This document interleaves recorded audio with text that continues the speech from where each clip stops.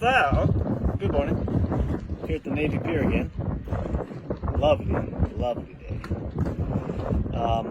So this is going to be continuing with the reverse striking at the extreme close range, and going to the next little section here, which basically is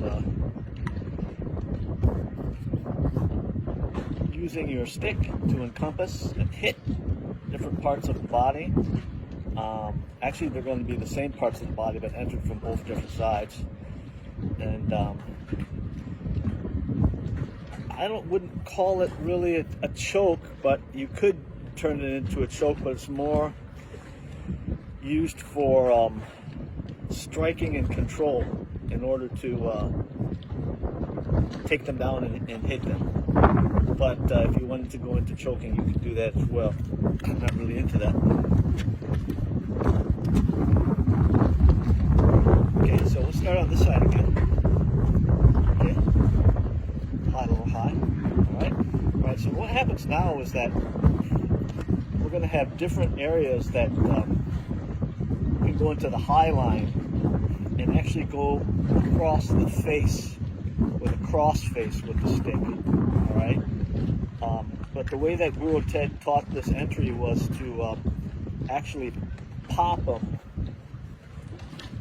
with first your forearm.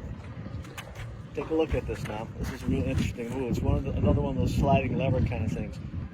Pop them with the inside of your forearm, but then continue to press forward like this.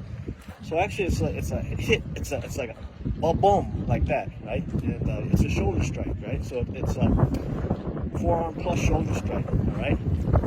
Which puts them on the defensive, and you do a forward pressure, you crash in like that. Basically, you're at the 45-degree angle, right?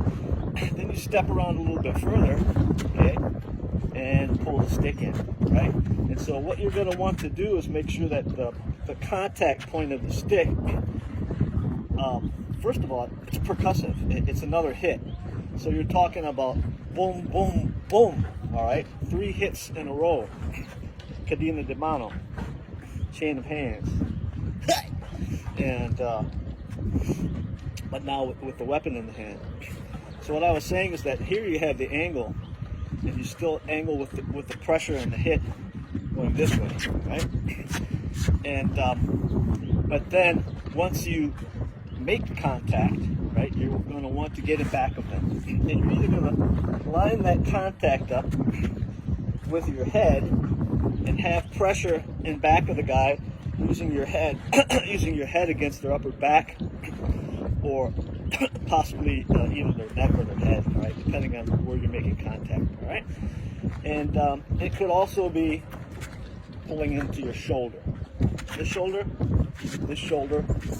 or your head, because you need something in direct line to keep the control of the stick, all right? Then what you do, again, once you're around them, is you would backpedal. You basically run backwards, just like we did with the pike. Basically, you're just going to go like this and bring them down to the ground and pang like that. All right, that's the idea. They won't like that, so they'll be doing everything in the world possible so that you can't do that to them. But that's the whole thing about disruptive strikes in order to initiate, for lack of better terms, grappling. I still would prefer to call it trappling, because my plan is not to go down with them, all right? So the idea is to go like this, right? And pop them a few times, right? Boom, you still have more tools. Shoulder, head, right? Knee. You knee them, in the back here, in the tailbone, all right? Or even to the family jewels hidden away through the back door, you know what I'm saying? And then basically backpedal and put them down, all right? Now, it could turn into a situation where the backpedaling thing doesn't work. So in that sense, again, you may step around and throw them or trip them and go down on one knee, possibly, all right? All right, so that's one of them. Hey, buddies, come on. How you doing? Oh, the beach bums are here. Oh, yeah. That's the beach bums. Okay, now watch out, dudes. All right, so the other thing is that even though you pop him a couple times, he may raise his guard up on that opposite side. And so now the stick really presses into his arm, but it doesn't matter. It doesn't matter. You still pop him, and you just press this against his head, all right?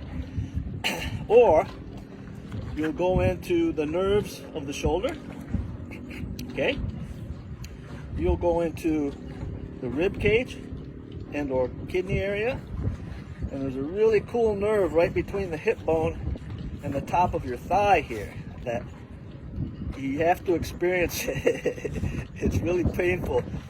And the thing is, so if you get that kind of thing into the hip, basically you just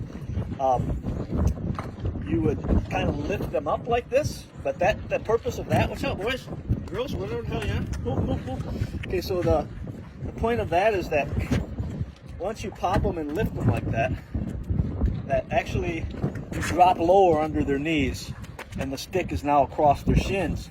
You press in with your head, okay, and you do a double leg tackle from behind and drop them on their face, okay?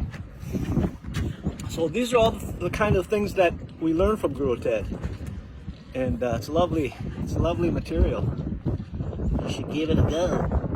And again, so the idea is that it could be the side of the face, the side of the neck, right, on the shoulder line, floating ribs, side area, right above, right below the hip and between the hip and the top of the thigh, and also along here, okay, with a pulling up and a pressing forward. All right, okay, so that's on this side. This side is going to require passing the guard again. All right, not passing the guard as in BJJ, but passing the attacking hand. Like we were saying before in yesterday's tape, basically what you want to do is just go like this, and after your hits, right, is you pretty much form an X. All right, and one of the parts of the X is below your opponent's elbow. The other one, you really want to go as high as possible, up near, okay, so let me explain it this way. Check is on the inside of his attack here, right, the block. Your pass, although it could be right at the tricep, is more functional if it's done this way and you turn his body. Okay, so that is also done in such a way to where it's the forward pressure that gets him on his back weight and gets him out of the mind frame of actually struggling to resist your pass. So again, it's one of those things where you're disrupting him in such a way that he's not thinking about resisting against passing, having his arm passed or his body turned, but basically he's concerned just with his balance and things of that nature, right? So again, like we said, instead of going 1 and 2 like this with the pass, boom, boom, boom, typically, right? That again is going to be here like this. One movement contained with all. Now I'm above his arm, again into the face, into the neck, into the shoulder, okay? And if I go lower than that, I'll have to make a level change, and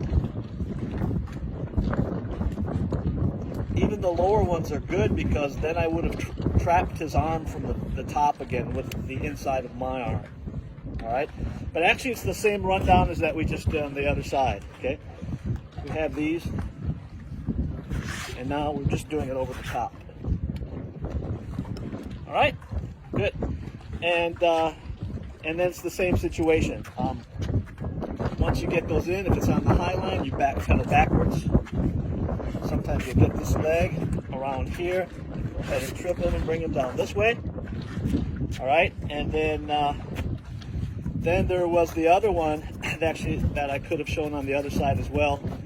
That goes in between the legs and pulls up like this. All right, so that was always everyone's favorite one. Yeehaw! All right, so you understand? So basically, it's quite similar to yesterday. Here and here, get control. Right? Here and here, pass and get control. And remember that this is a strike first. And good. Okay, so which takes me back to this one again now. Once I pass here, hit with the puño. Okay. Turn over here. Hit with the forearm. Hit with the stick itself. All right. So we are always taught to look for as many of those cadena hits as possible when we enter into trappling. All right. Okay. So that's going to do it for today. And I may shoot another video. I have to think about what I want to do.